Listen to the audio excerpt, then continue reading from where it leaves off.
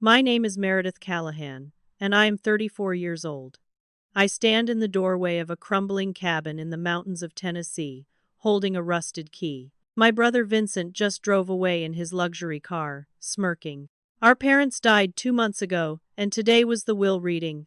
Vincent received the $800,000 family mansion in Nashville. I got this rotting shack with a leaking roof and broken windows. Vincent called it fitting. But as I step inside, my foot breaks through a floorboard. Something glints beneath. My life is about to change forever. Before we dive into this story, I would love to know where you are watching from today. Drop your location in the comments below.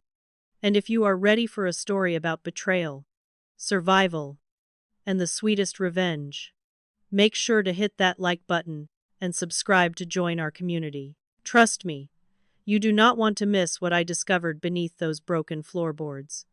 Now let me take you back to where this nightmare truly began. 2 weeks before I found myself standing in that crumbling cabin, I sat in a cold leather chair inside my Uncle Howard's law office in downtown Nashville. The walls were lined with mahogany bookshelves filled with leather-bound legal volumes that probably cost more than my monthly rent. My brother Vincent sat across from me, his wife Priscilla perched beside him like a queen awaiting her coronation. Uncle Howard, my father's younger brother and the family attorney, shuffled papers with what I thought was genuine solemnity. I had no idea he was about to destroy my world while pretending to simply read a document. My parents, Raymond and Lorraine Callahan, had passed away within 3 weeks of each other. My father went first, a sudden heart attack that left us all reeling. My mother, weakened by decades of caring for everyone but herself, simply stopped fighting after he was gone.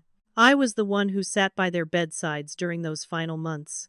I was the one who took unpaid leave from my nursing job to change their sheets, administer their medications, and hold their hands when the pain became unbearable. Vincent visited twice during that entire period, both times staying less than an hour, both times complaining about the traffic from his expensive neighborhood. Uncle Howard cleared his throat and began reading. To our son, Vincent Raymond Callahan, we leave the family home at 1422 Magnolia Drive, Nashville, Tennessee, along with all furnishings, the 2 vehicles in the garage, and the investment accounts held at First Tennessee Bank, totaling approximately $850,000 in combined value. I felt my heart stop. The family home was where I had grown up, where I had learned to ride a bike in the driveway, where my mother had taught me to bake her famous apple pie. Vincent already owned a house twice its size in the wealthiest suburb of the city. And to our daughter Meredith Louise Callahan, Uncle Howard continued without even looking at me. We leave the property located at 73 Mountain Creek Road, Sevier County, Tennessee, commonly known as the Old Callahan Cabin. I heard Priscilla stifle what sounded suspiciously like a laugh. Other relatives in the room began whispering among themselves. I knew that cabin. Everyone knew that cabin. It was a rotting structure deep in the Smoky Mountains that had been abandoned for at least 20 years. No electricity, no running water, no value whatsoever. Conservative estimates put it at maybe $20,000, and that was being generous. Vincent turned to me with an expression of such perfectly manufactured sympathy that I wanted to scream. Mom and Dad knew you love nature, Mary, he said, using the childhood nickname I had always hated when it came from his mouth. They probably thought you would appreciate the peace and quiet. Priscilla nodded along, her designer handbag clutched against her chest like she was afraid poverty might be contagious. I looked around the room at my aunts, uncles, and cousins, searching for a single face that showed outrage at this obvious injustice. I found none. Some looked away in embarrassment. Others seemed to think this was exactly what I deserved, though I could not fathom why. I drove away from that office in a daze, my 15-year-old Honda Civic feeling like a coffin on wheels. My phone buzzed with a call from Vincent, and against my better judgment, I answered. So listen, he said, his voice dripping with false concern. I know the cabin is not exactly a prize. But hey, maybe you can sell it for firewood money and take yourself on a nice little vacation. I heard Priscilla grab the phone from him in the background. Her voice came through sharp and cruel. Some people just deserve less, Meredith. That is simply how the world works. They were both laughing as I ended the call, my hands shaking so badly I had to pull over to the side of the road. I sat there for 20 minutes, tears streaming down my face, wondering what I had ever done to deserve being treated like garbage by my own family. The 4-hour drive into the Smoky Mountains felt like a journey into exile. Every mile took me further from civilization, further from the life I had known, deeper into the wilderness that my family apparently thought was all I was worth. I thought about my childhood, always standing in Vincent's shadow. He was the star athlete, the homecoming king, the son who could do no wrong. I was the quiet one, the invisible one, the daughter who got straight A's and volunteer awards, but never seemed to earn more than a distracted nod from my parents. I had spent my entire adult life trying to prove my worth to people who had already decided I had none. When I finally arrived at the cabin, my heart sank even lower than I thought possible. The path leading to it was so overgrown that branches scraped against my car like skeletal fingers trying to turn me away. The structure itself looked like it belonged in a horror movie. The porch sagged dangerously in the middle. Windows were either broken or so filthy they might as well have been painted black. I could see where animals had clearly made their homes in various holes in the walls. This was my inheritance. This was what my 34 years of being a dutiful, loving daughter had earned me. I forced myself to walk up those creaking porch steps, forced myself to put that rusted key in the lock, forced myself to push open a door that fought me every inch of the way. The inside was somehow worse than the outside. Dust covered everything in thick gray blankets. Cobwebs hung from every corner like macabre decorations. The smell of mold and decay was almost overwhelming. I took one step forward, then another, trying to see if anything was salvageable. On my third step, my foot crashed straight through the rotted floorboard, and I stumbled forward, catching myself on a broken chair. That was when I saw it. Something metallic, something that caught the fading sunlight streaming through a crack in the roof, something that had been hiding beneath these floorboards for what looked like decades. My ankle throbbed from where the broken wood had scraped against my skin, but I barely noticed the pain. All my attention was focused on that glimmer of metal beneath the damaged floor. I dropped to my knees and began pulling back more of the rotted planks, my fingers quickly becoming raw and splintered from the effort. The hole widened, revealing a hidden compartment that had been deliberately constructed beneath the floor, not just empty space caused by decay. Someone had built this hiding spot on purpose, had meant for it to remain concealed until the right person found it. Inside the compartment sat a sealed metal box, heavily rusted but still intact. It was about the size of a small suitcase, with latches that had corroded almost completely shut. I had to use a broken piece of floorboard as a lever to pry it open, my heart pounding with a mixture of fear and anticipation. When the lid finally gave way with a screech of protesting metal, I found myself staring at 3 items that would change everything I thought I knew about my family. An old leather journal, yellowed with age but still legible. A key that looked nothing like the one that opened the cabin door, ornate and brass with strange markings. And a hand-drawn map, carefully preserved in a plastic sleeve, showing topographical features of the surrounding mountains with several locations marked with X symbols. I reached for the journal first, my hands trembling as I opened its fragile pages. The handwriting inside was old-fashioned but neat, and the name on the first page made me gasp aloud. This journal belongs to Harold Callahan Sr., it read, begun in the year 1963. Harold Callahan Sr. was my grandfather, my father's father, a man who had died when I was only 5 years old. I had vague memories of a kind old man who smelled like pipe tobacco and always had butterscotch candies in his pockets. I never knew he had left anything behind beyond the stories my father occasionally told. I began reading, completely oblivious to the darkness gathering outside the cabin or the cold seeping through the broken windows. My grandfather had been a mining engineer, I discovered, one of the best in Tennessee during the 1960s. His job had taken him all over these mountains, surveying land for various mining companies, assessing the value of different properties. And in 1967, according to his careful notes, he had made a discovery on this very piece of land that had changed his life forever. A gold deposit, he wrote, the likes of which I have never seen in 40 years of engineering. Conservative estimates suggest a value beyond anything this family has ever known. I will not report this to the company. I will not tell my sons. I will protect this secret until I find someone worthy of inheriting it. My heart was racing as I flipped through more pages, each entry revealing more of my grandfather's secret. He had purchased this land himself, paying cash so there would be minimal records. He had built this cabin as a cover, making it look like just another mountain retreat for a man who wanted to fish and hunt in his retirement. But the real purpose was to protect what lay beneath these mountains, to guard it until the right person came along. The worthy heir, he called this person repeatedly, someone with a pure heart who would not be corrupted by greed, who would use this blessing to do good rather than evil. The final entry in the journal was dated just weeks before my grandfather died. I am old now, he wrote, and I feel my time is short. My son Raymond knows of this secret and has sworn to protect it. The cabin and the land must go to the worthy heir, the one who loves for the sake of loving, not the one who loves for the sake of gaining. I pray that Raymond will recognize this person when the time comes. The worthy heir will find what the greedy never will. Reading those words in that decaying cabin, I finally understood.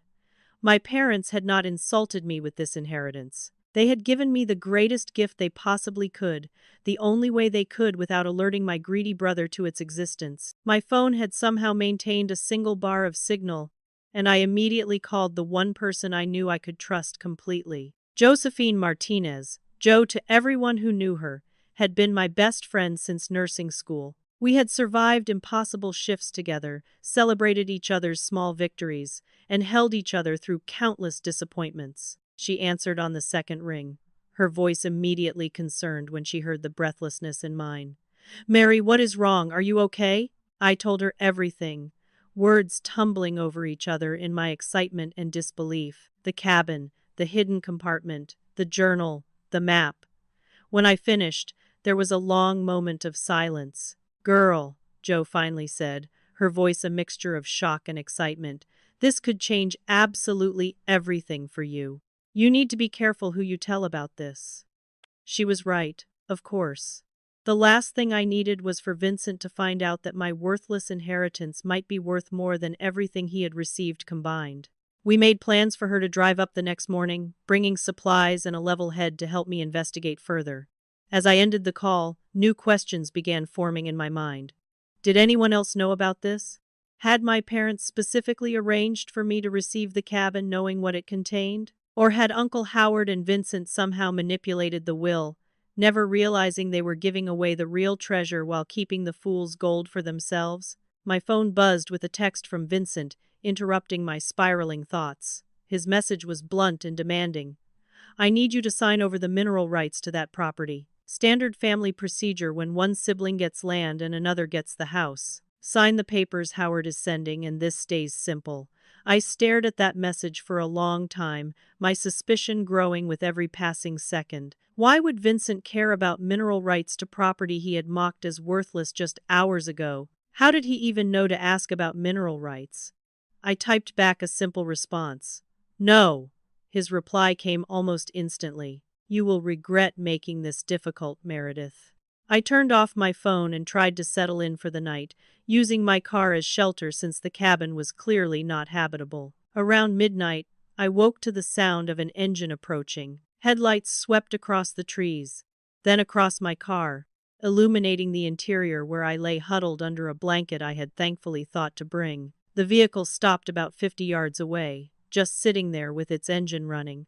I could not see who was inside through the glare of the headlights, but I could feel them watching me, waiting, assessing. After what felt like an eternity but was probably only 10 minutes, the vehicle backed up slowly, turned around, and disappeared down the mountain road. I did not sleep again that night, clutching the journal and map to my chest, knowing that whoever had been watching me in the darkness was not done with me yet. Dawn came slowly to the mountains, gray light filtering through the trees like reluctant permission to face whatever this day would bring.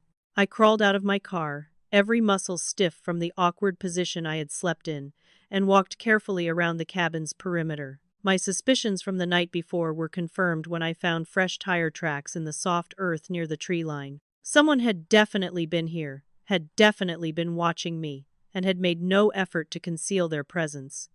This was not a curious neighbor or a lost traveler. This was a message, and I understood it perfectly.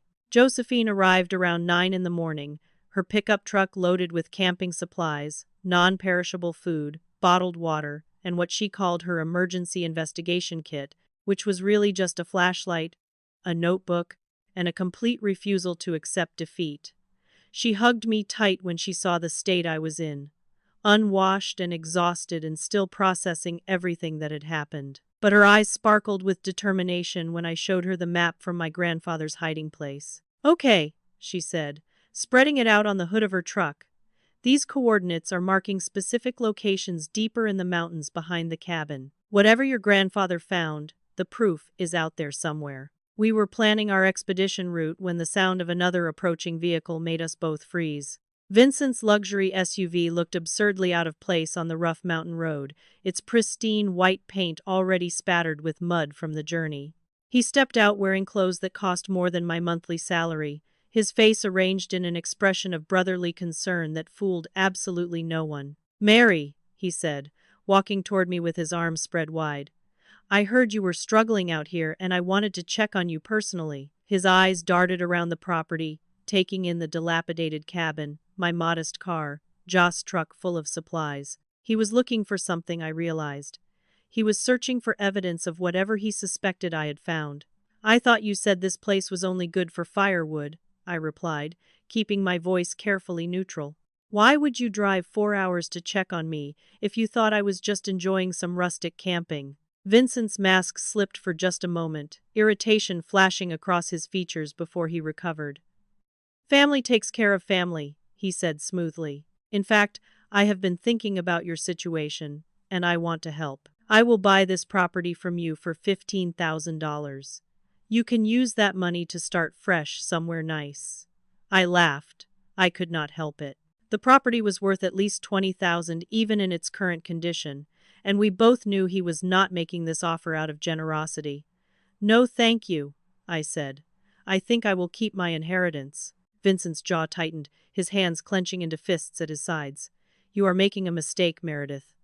Before I could respond, a car horn honked from the SUV. Priscilla had apparently decided to grace us with her presence after all, lowering her window just enough to shout without actually stepping out into the nature she so clearly despised. "Living like a homeless person suits you, Meredith," she called out, her voice dripping with contempt. "I always told Vincent you would end up exactly where you belong." I turned my back on her and walked toward the cabin, refusing to give her the satisfaction of seeing how deeply her words cut. Vincent followed me part way, lowering his voice so only I could hear. "You have no idea who you are dealing with. This is your last chance to take the money and walk away with something." I looked directly into his eyes, seeing nothing there but greed and desperation poorly masked as confidence. "Goodbye, Vincent," I said, and I did not look back as he stormed to his vehicle and drove away. That evening, my phone rang with an unexpected call from my cousin Tamara Finch. Tamara was my aunt's daughter, just 4 years younger than me, and we had been inseparable as children. She had been like a little sister to me growing up, always following me around, always wanting to do whatever I was doing. "I was so sorry about the inheritance, Mary," she said, her voice warm with apparent sympathy. "What Uncle Howard did to you was completely unfair." I could barely believe my ears.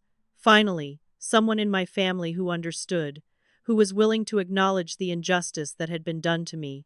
My heart swelled with gratitude when she offered to drive up and help me fix the cabin. Having family support meant everything, and I readily agreed to her visit planned for the following weekend. Joe was still with me that night when we heard something that made both of us jump to our feet. The sound of shattering glass, followed by shouting voices and engines revving. We rushed outside to find the cabin's remaining windows smashed, rocks lying among the broken glass, and a message painted in dripping red letters across the front wall. "Leave now." The vehicles were already disappearing down the mountain road, tail lights vanishing into the darkness before we could get any identifying details. Joe called the police while I stood there, shaking, staring at that threatening message, knowing exactly who was behind this, even if I could not prove it. The county sheriff arrived nearly 2 hours later, a heavy-set man named Deputy Warren who seemed more annoyed at being called out to the middle of nowhere than concerned about the obvious crime that had been committed. He took photographs half-heartedly, wrote a few notes in a battered notebook, and informed me that without witnesses or evidence, there was not much he could do. As he was leaving, he mentioned almost casually that my brother Vincent had called the station earlier that day, expressing concern about his sister's mental state and her decision to live alone in a dangerous and isolated location. "I understand you folks have some family drama going on," Deputy Warren said, not unkindly but clearly dismissive.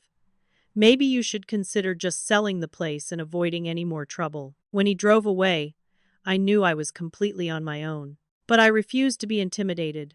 Joe stayed with me for 2 more days, helping me install motion sensor lights powered by the portable generator she had brought. We set up security cameras connected to my phone, positioned to capture anyone approaching the property. I was not going to be chased away from my own land, from my grandfather's legacy, by bullies who thought they could threaten me into submission. "They want you gone because something valuable is here," Joe said as we worked. "They would not be going to this much trouble over a worthless piece of property." She was absolutely right, and that knowledge gave me strength. Whatever my grandfather had hidden in these mountains, my family was willing to commit crimes to prevent me from finding it. On the 3rd day, while adjusting one of the cameras near the tree line, I noticed movement in the shadows beneath the old oaks. An elderly man stood there, watching me with sharp eyes that seemed far too young for his weathered face. He was dressed in worn overalls and a flannel shirt, a walking stick in one gnarled hand.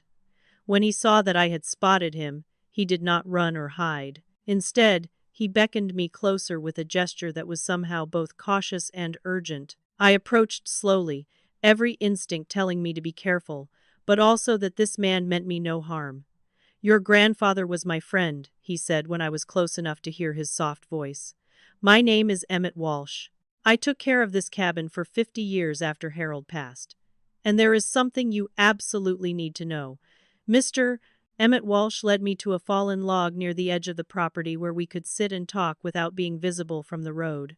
Up close, I could see kindness in his lined face, along with a deep wariness that suggested he had been keeping secrets for a very long time. He told me he was 78 years old, that he had met my grandfather in 1965 when they both worked for a mining survey company, and that their friendship had been forged in the deep tunnels and narrow shafts of the Tennessee mountains. "Your grandfather was the finest man I ever knew," he said, his voice rough with emotion, "and he trusted me with knowledge that I have protected for more than half a century." What he told me next confirmed everything I had read in the journal, and more. The gold deposit my grandfather had discovered was not a small vein or a modest find. According to Emmett, geological surveys he had helped conduct secretly over the years suggested the deposit was worth approximately $50 million at current market prices. $50 million.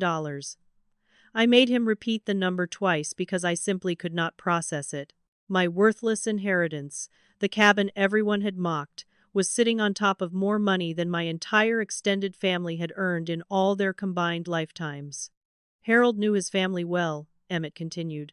"He knew that money could corrupt even good people, and he had seen what greed had done to his brother Howard from a young age. So he decided the fortune would only go to what he called the pure-hearted child, the one who loved for the sake of loving, not for what they could gain."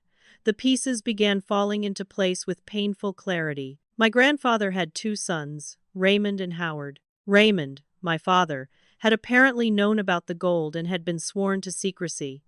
Howard, my uncle who had read the will with such false solemnity, had never been trusted with the truth. My grandfather had watched his grandchildren grow up, had observed their characters develop, and had somehow communicated to my father which one was worthy of inheriting the real treasure. "Your parents could not openly favor you," Emmett explained gently. "If they had left you anything of obvious value, your brother would have contested the will and demanded his share. The cabin was the perfect disguise. To everyone except the worthy heir, it looked like an insult. I sat there on that fallen log, tears streaming down my face, finally understanding what my parents had tried to do. They had loved me. They had protected me the only way they could. My phone buzzed with a text from Tamara confirming her visit for the coming weekend. I was so desperate for family support after everything I had been through that I found myself opening up to her more than I should have. I did not tell her about the gold, not yet, but I mentioned finding old family documents and a journal that suggested the property might have more value than anyone realized. She seemed excited for me, promised to help me sort through everything, and asked lots of questions that I now realize were designed to extract as much information as possible. What I did not know was that the moment our conversation ended, Tamara was sending screenshots to Vincent. She found something, her text to him read, "Papers about the land, worth investigating." The attack came 3 days later, and it was more devastating than anything that had come before. I received a notification from my bank that my accounts had been frozen pending investigation of suspected fraud. When I frantically called customer service, I learned that a lawsuit had been filed against me, claiming that I had manipulated my elderly parents during their final illness to secure an unfair inheritance. The plaintiff was my brother Vincent, represented by our uncle Howard. Every cent I had was now inaccessible. My credit cards were declined. I could not pay my phone bill, my car insurance, my rent on the apartment I had barely been using. In one coordinated strike, they had rendered me financially helpless. I collapsed onto the floor of that broken cabin and sobbed harder than I had since my mother's funeral. Everything felt hopeless. I was alone, targeted by my own family, cut off from every resource I had worked my entire adult life to build. The thought of simply giving up, of signing over whatever they wanted just to make the nightmares stop, was overwhelming. I could walk away with nothing and at least have peace.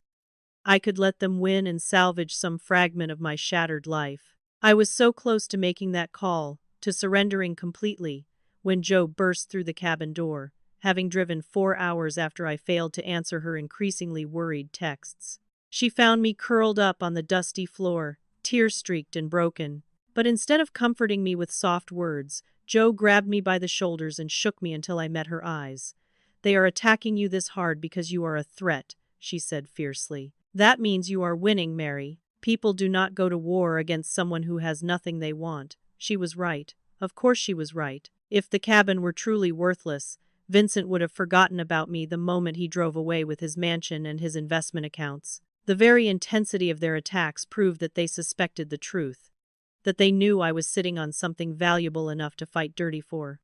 I could not give up now. Joe had a plan. She knew a lawyer named Theodore Ashford, who had built his reputation on fighting exactly these kinds of corrupt family dynamics. He was expensive and selective about his cases, but Joe had done him a favor years ago when she was his mother's hospice nurse, and she believed he would at least hear me out. It was a long shot, the longest of long shots, but it was the only shot I had. I dried my tears, gathered the journal and map and every piece of evidence I had collected, and prepared to fight for what was rightfully mine. As we drove down the mountain toward Nashville and Theodore Ashford's office, I watched the cabin disappear in my rearview mirror. The next time I returned here, I swore silently, I would return as a victor, not a victim. Theodore Ashford's office was nothing like what I had expected. I had imagined something sleek and intimidating, all glass and steel and leather-bound arrogance. Instead, I found a modest brownstone in an older part of the city, with worn wooden floors and mismatched furniture that somehow managed to feel more welcoming than imposing. Theo himself was a tall man in his mid-40s, with salt and pepper hair and kind eyes that immediately put me at ease. But there was steel beneath that kindness, a sharpness in his gaze that suggested he had seen every trick in the book and had learned to counter them all. He was skeptical at first, I could tell. He heard inheritance disputes every day, siblings fighting over furniture and jewelry and old resentments that had nothing to do with money. But as I laid out my evidence, as I showed him the journal and the map and Mr. Emmett's written testimony about my grandfather's discovery, his expression changed completely. "This is not a simple family squabble," he said slowly, turning pages of the journal with careful fingers. "This is fraud, conspiracy, and possibly criminal misconduct on a significant scale." He agreed to take my case on contingency, meaning he would only get paid if we won, and he immediately began investigating the circumstances of the original will. What Theo discovered made my blood run cold. The will that had been read in Uncle Howard's office was not properly executed. Howard had notarized it himself, a clear conflict of interest that should have invalidated his involvement from the start. The witnesses who had signed were both employees of Howard's law firm, people with financial incentives to do whatever he asked. And most damning of all, there were procedural irregularities that suggested the document had been altered after my parents signed it. Someone had added language, changed distributions, possibly forged signatures.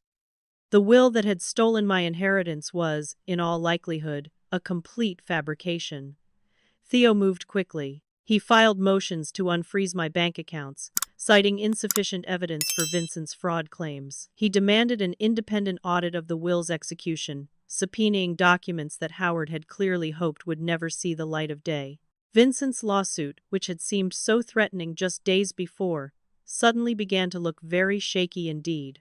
I watched from the sidelines as the brother who had always seemed untouchable started to show cracks in his perfect facade. He left me increasingly aggressive voicemails, demanding that I drop my countersuit, threatening consequences he was too smart to specify. The confrontation at the gas station happened on a Tuesday, about 2 weeks after I had hired Theo. I was filling up my car, preparing for another trip to the cabin to check on my security cameras, when Vincent's SUV screeched into the lot beside me. He jumped out before the vehicle had even fully stopped, his face contorted with rage. "You are destroying this family over a pile of dirt," he screamed, loud enough that other customers turned to stare. "Everything our parents worked for, everything our name stands for, and you are dragging it through the mud for what? A broken cabin in the middle of nowhere?" I stood my ground, refusing to be intimidated. "I am defending what is rightfully mine," I said calmly.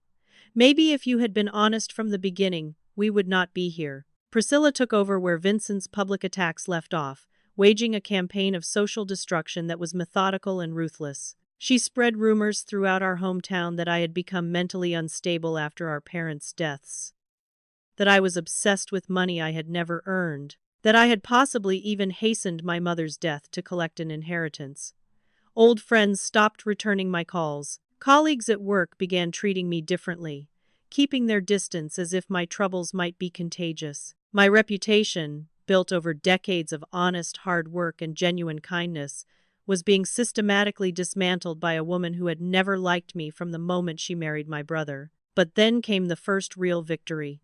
A judge reviewed Theos' motions and ordered my bank accounts unfrozen, citing a complete lack of evidence supporting Vincent's fraud allegations. In her written ruling, she noted that the plaintiff appears to be using the legal system as a weapon of harassment rather than a genuine pursuit of justice. The small victory gave me hope, but more importantly, it gave me credibility. The judge had publicly acknowledged that Vincent's claims were baseless. The tide was beginning to turn.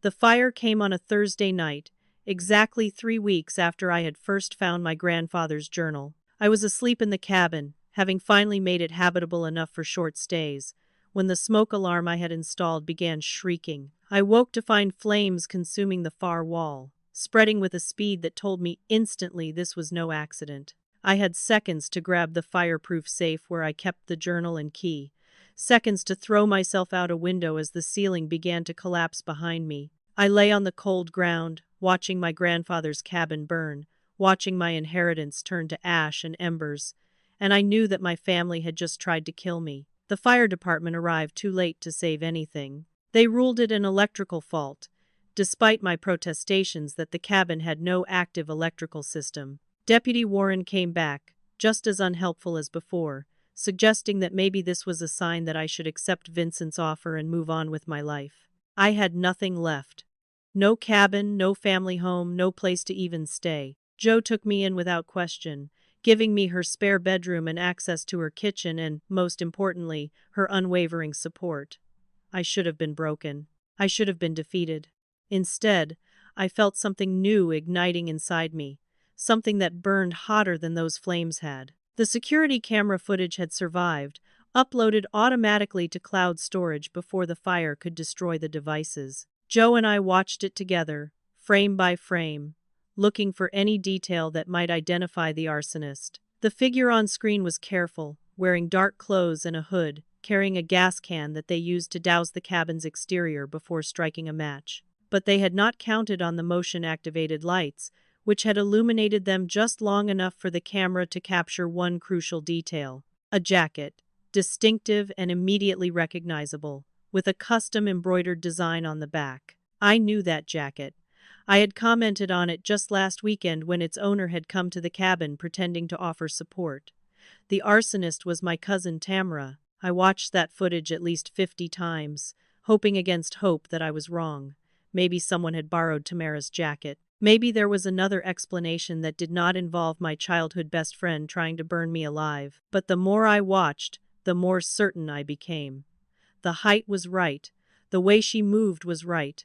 The slight hitch in her step from an old soccer injury was unmistakably Tamara's. My cousin, the person I had trusted with information about my discovery, had tried to murder me for money. Theo obtained subpoenas for phone records, and what they revealed painted a devastating picture of betrayal. Hundreds of text messages between Tamara and Vincent, dating back weeks before our parents had even died. She had been reporting on me the entire time, feeding information about my life, my finances, my vulnerabilities. When I had confided in her about finding family documents at the cabin, she had immediately passed along every detail. For her services, Vincent had paid her $20,000, deposited in small amounts to avoid triggering bank reporting requirements. My cousin had sold me out for the price of a used car. I arranged to meet Tamara at a diner in a small town between Nashville and the mountains, telling her I needed family support now more than ever after the fire.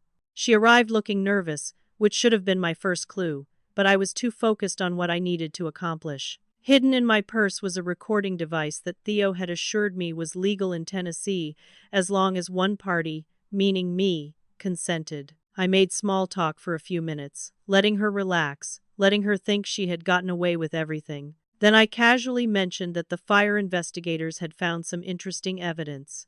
Tamara's face went pale. "What kind of evidence?" she asked, her voice barely above a whisper. I said that they had found security camera footage, that they were working on identifying the arsonist, that it was only a matter of time before someone was arrested. I watched the panic spread across her features, watched her hands begin to tremble around her coffee cup. She had not known about the cameras. None of them had. It was the one precaution I had taken that they never anticipated. The moment Tamara started talking, trying to distance herself from responsibility, I knew I had her. "It was not supposed to hurt you," Tamara said, her words tumbling out in a terrified rush. "Vincent just asked me to scare you, to convince you to sell the property. I did not know the fire would actually destroy the cabin, I swear. I thought it would just be a small thing, just enough to frighten you away." She kept talking, incriminating herself more with every sentence. She admitted that Vincent had orchestrated the harassment campaign from the beginning.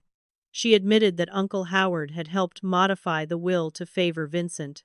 And she admitted that the original will, the one my parents had actually signed, had split everything equally between Vincent and me. The cabin had been specifically designated in that original document as including all subsurface mineral rights, a detail that Howard had removed from the altered version. I sat across from my cousin, this woman I had grown up with, this person I had once loved like a sister, and I felt my heart shatter into pieces that I knew would never fully reassemble. "Why?" I asked, my voice steady despite the tears running down my face.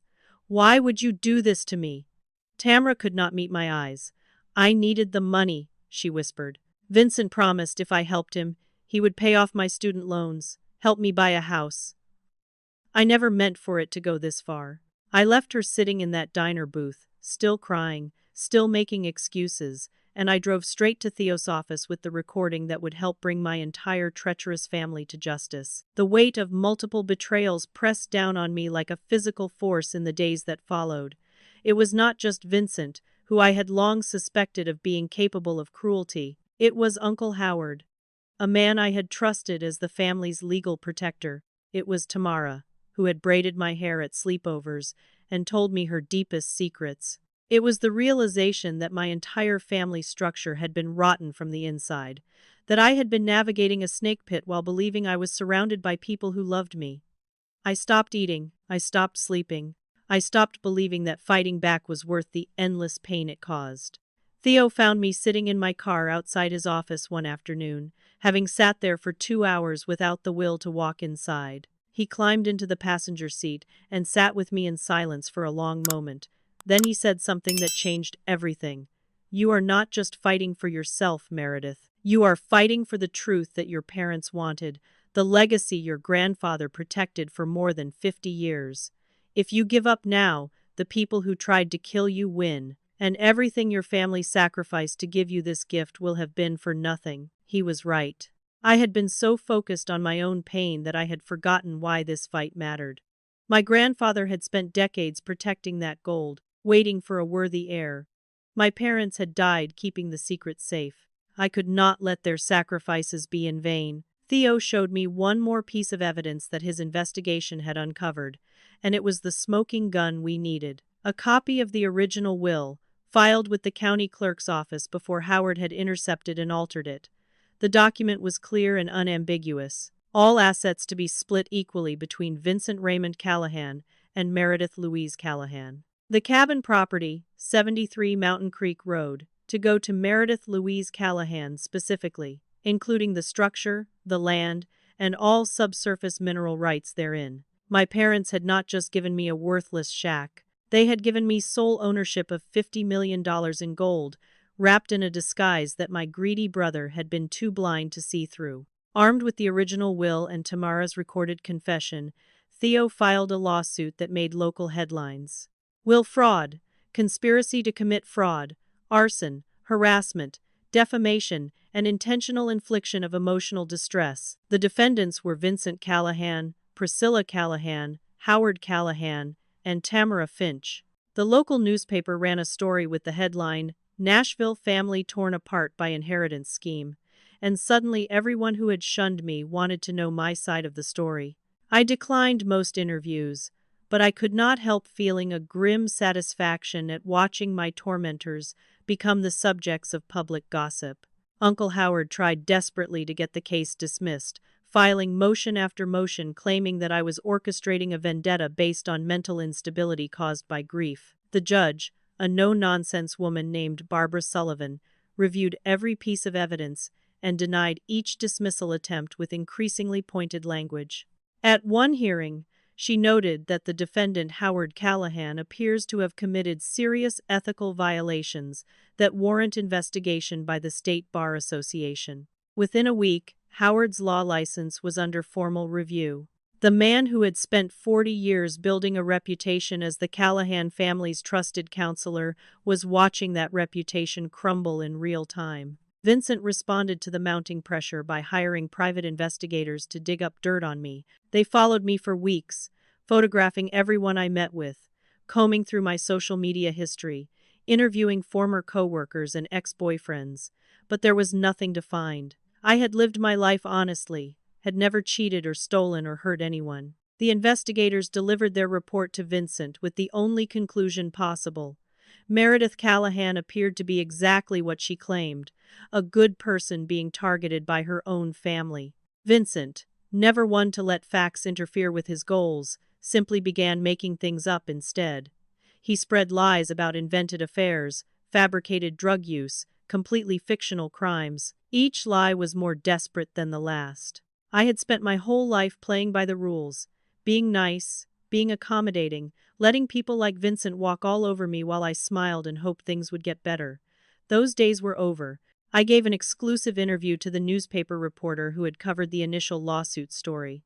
I showed her the evidence, the altered will, the phone records, screenshots of Vincent's threatening messages. I told her about the harassment, the vandalism, the fire that had nearly killed me. The article ran on the front page of the Sunday edition with the headline, "The Callahan Inheritance, One Woman's Fight Against Family Betrayal."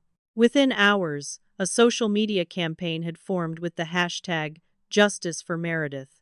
Priscilla, who had always cared more about social status than anything else, could not handle the public humiliation. She began creating fake social media accounts to attack me online, posting vicious comments under various aliases.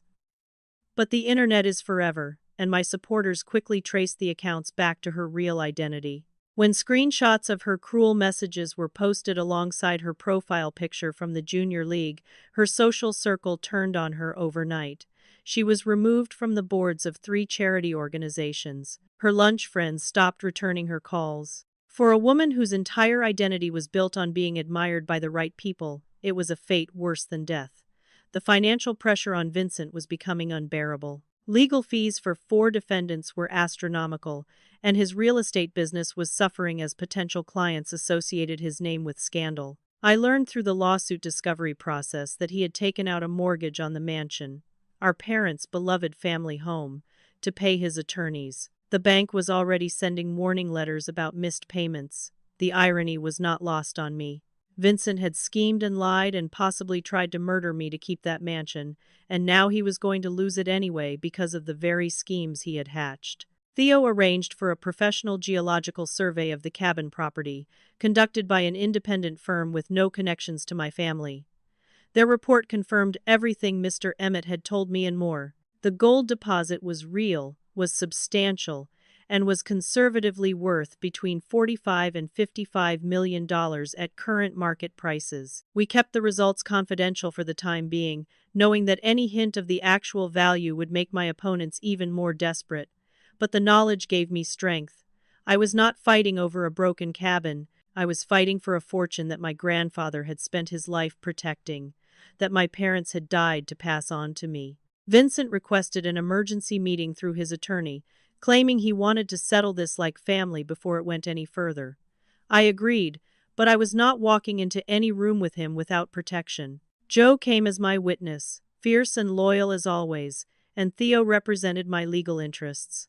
We gathered in a conference room at a neutral hotel, Vincent and Priscilla and Howard looking haggard and beaten in a way that should have given me satisfaction but mostly just made me sad. These were the people who should have loved me. Instead, they had chosen to destroy me for money they did not even know existed.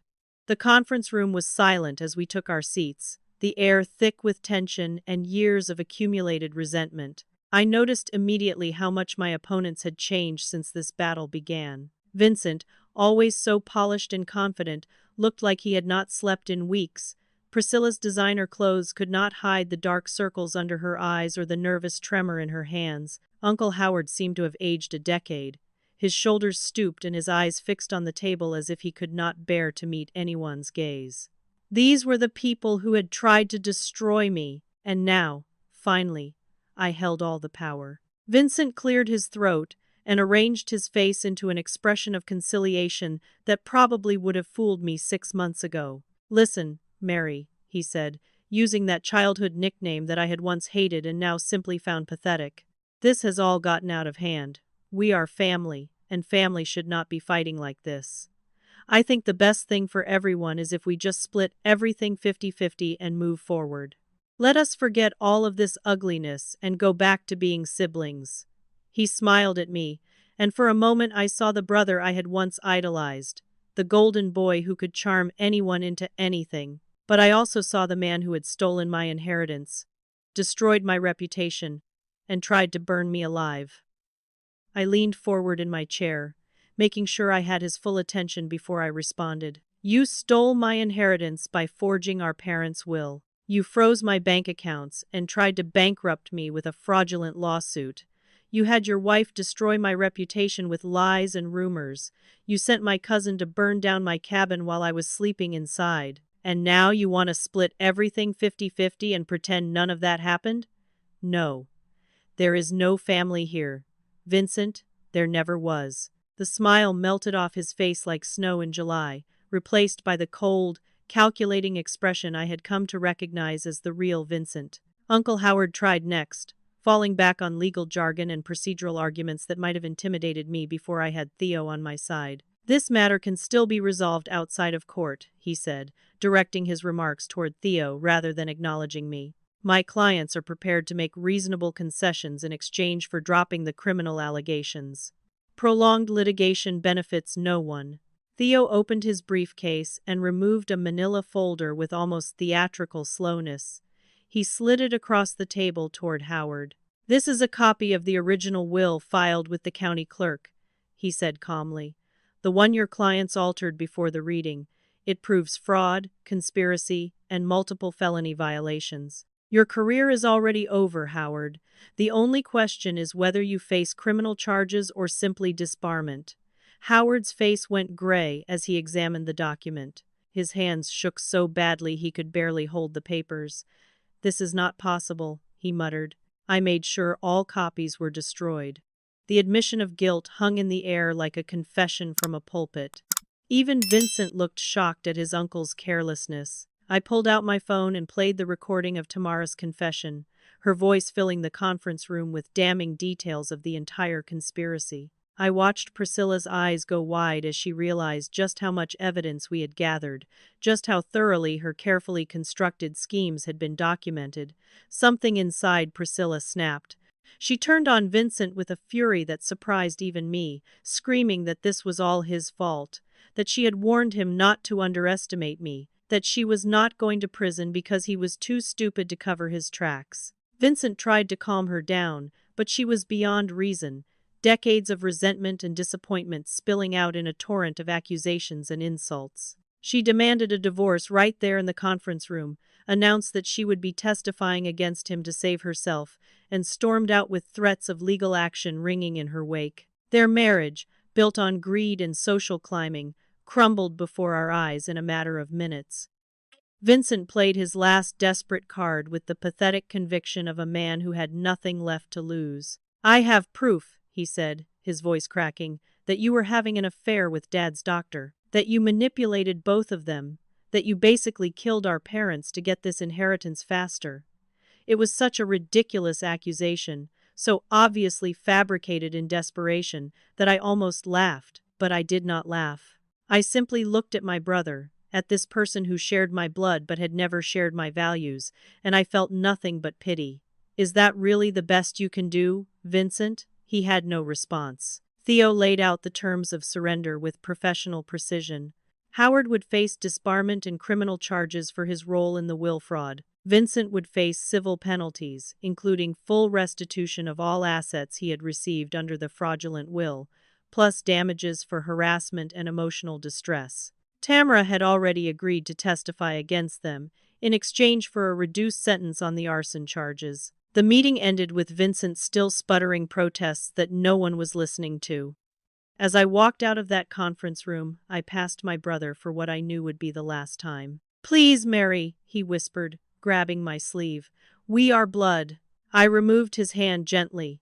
"You stopped being my brother when you tried to destroy me," I said. And then I walked away, feeling lighter than I had in months. The court proceedings that followed were almost anticlimactic. The judge issued a final ruling that invalidated the fraudulent will and restored the original distribution of assets. The mansion, which Vincent had mortgaged to pay his legal fees, was seized by the court and transferred to me as part of the damages award. Howard was formally disbarred and pleaded guilty to fraud charges that would send him to prison for 3 to 5 years. Tamara received 18 months for her role in the arson, with the possibility of early release for good behavior. And Vincent, stripped of everything he had stolen and facing his own criminal charges, declared bankruptcy and disappeared from Nashville entirely. I heard later he was working at a car dealership somewhere in Florida, a far cry from the real estate empire he had always bragged about. 6 months passed, and the world I had known was completely transformed. The leaves on the mountains had turned from green to gold to bare, and now new buds were beginning to appear on the branches, a cycle of death and rebirth that felt deeply appropriate. I stood on the porch of my rebuilt cabin, watching the sunrise paint the peaks in shades of pink and orange, breathing air so clean it almost hurt my lungs. This place that had once seemed like a curse had become my sanctuary, my connection to a grandfather I barely remembered but had somehow come to know intimately through his words. The gold development had been handled responsibly, exactly as my grandfather would have wanted. I hired an environmental consulting firm to assess the least destructive extraction methods and partnered with a mining company that had a proven record of sustainable practices. The first royalty check arrived 3 months after the court ruling, a direct deposit of $2.5 million that still did not seem real when I saw the numbers on my bank statement. More would follow, quarterly payments that would continue for decades as the deposit was carefully excavated. I was wealthy beyond anything I had ever imagined, but the money meant less to me than the principle it represented. The new cabin rose from the ashes of the old one like a phoenix, but better. Modern amenities hidden behind rustic charm, solar panels on the roof and geothermal heating beneath the floors, but the same wooden beams and stone fireplace that my grandfather had built with his own hands more than 60 years ago. Mr. Emmett had helped with the design, making sure we honored Harold Callahan's memory while creating something that could last another century. I lived there part-time now, splitting my weeks between the mountain peace and my work back in Nashville, where I had returned to nursing with a renewed sense of purpose. The scholarship fund was my proudest achievement, even more than the legal victories or the financial windfall. The Raymond and Lorraine Callahan Foundation provided full tuition and living expenses for nursing students who demonstrated both financial need and exceptional compassion. Every year, I personally reviewed the applications, looking for young people who reminded me of myself at their age, people who wanted to heal others not for money or prestige but because helping was simply who they were. My parents had not known how to show their love openly, but I could honor them by making sure their names were associated with good works for generations to come. Jo received a gift that I hoped matched even a fraction of what her friendship had meant to me during the darkest days. Enough money to quit the hospital job that had been burning her out for years and start her own home healthcare business, providing the kind of personalized care that institutions could never match. She was thriving now, had hired a small team of nurses who shared her philosophy, and had more clients than she could handle. We saw each other almost every weekend, either at her place in Nashville or at my cabin, two survivors who had become sisters through fire rather than blood. Theodore Ashford remained my attorney, but our relationship had grown beyond professional boundaries into genuine friendship. He had found renewed purpose in my case, he told me once, a reminder of why he had gone to law school in the first place. Now he devoted a significant portion of his practice to representing people like me, underdogs facing powerful family members who thought wealth entitled them to abuse. I funded a legal aid program through his office, ensuring that lack of money would never prevent someone from fighting for justice. I visited my parents' grave on the 1-year anniversary of my mother's passing, bringing flowers and a letter I had written but knew they would never read. I told them I understood now, that I knew why they had given me the cabin instead of sharing the secret openly. I told them I forgave them for the years of feeling invisible, because I finally understood that their silence had been protection rather than neglect. I told them about the foundation that bore their names, about the students who would become healers because of their legacy, and I thanked them for believing in me when I had stopped believing in myself. The journey from that broken cabin to where I stood now had taught me more than any classroom ever could. I learned that betrayal from family cuts deeper than any other wound, but it does not have to define you. I learned that the people who try to break you often end up forging you into something stronger instead. I learned that wealth is meaningless if it comes at the cost of your integrity, but it can be a powerful force for good when used with wisdom and compassion. And I learned that the family you choose, the friends who stand by you when blood relatives turn against you, is often more valuable than any inheritance. As I sat on my new porch, watching the sunset paint the mountains in shades of purple and gold, I thought about my grandfather's words in that journal. The worthy heir will find what the greedy never will. He was right, but not in the way he might have intended. The gold was valuable, certainly, and it would do enormous good in the world. But what I had truly found was something that no amount of money could buy. I had found my own worth. Sometimes the things that look like curses are really blessings in disguise. My brother got the $800,000 mansion. I got a broken cabin with a leaking roof and shattered windows. Everyone thought I had been cheated, humiliated, given the short end of every stick. But in that broken cabin, beneath those rotted floorboards, I found $50 million. I found the truth about my family. I found friends who became my real family. And most importantly, I found myself. So let me ask you something before I go. Have you ever had someone underestimate you so completely that their doubt became fuel for your success? Have you ever been written off as worthless by people who could not see your true value? I would love to hear your stories in the comments below. We are all walking around with hidden treasures inside us, just waiting for the right moment to be discovered. If this story touched your heart, please give it a like and share it with someone who might need to hear that their broken cabin moment could be the beginning of their greatest triumph. And if you want to hear more stories about betrayal, survival, and the sweetest revenge, make sure to subscribe and hit that notification bell so you never miss an upload. Thank you for watching, thank you for listening, and thank you for being part of this community. Whatever battles you are facing right now, whatever family members or former friends are trying to convince you that you are worth less than you are, please remember this: you are the worthy heir of your own life. The greedy and the cruel may seem to win in the short term, but the truth has a way of rising to the surface, and when it does, when your moment finally comes, you will find treasures beyond anything you ever imagined. Until next time, take care of yourselves and each other. And never, ever let anyone convince you that your broken cabin is not worth fighting for.